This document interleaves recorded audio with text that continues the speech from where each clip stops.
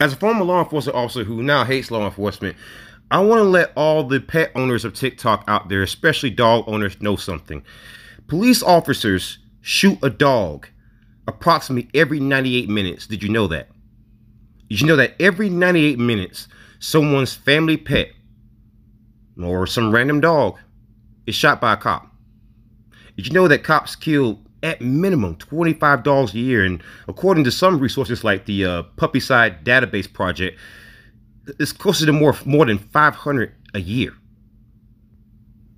In fact, 1 out of every 5 of those cases, a child was present to see it.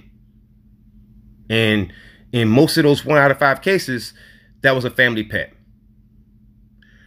And in some of those cases, children are accidentally shot because the officer is just being crazy about it. There was a case of a 4-year-old girl who was shot because a dog was running at the officer. You know, the dog was running at a person that it didn't know and that it perceived as an intruder. And because the officer wanted to just shoot someone's dog, because police officers, trust me, they love this kind of sick shit, the officer missed and shot the little girl in the leg instead.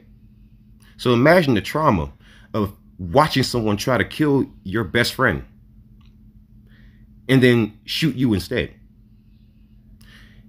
And what happens a lot of times is that qualified immunity protects these officers. In fact, the 6th Circuit Court of Appeals has pretty much said that if a dog so much as even moves or barks, it's dead.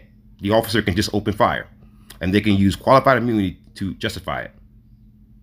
Because pretty much anything that's considered to be menacing, a dog growls one time, and many dogs growl without actually attacking you.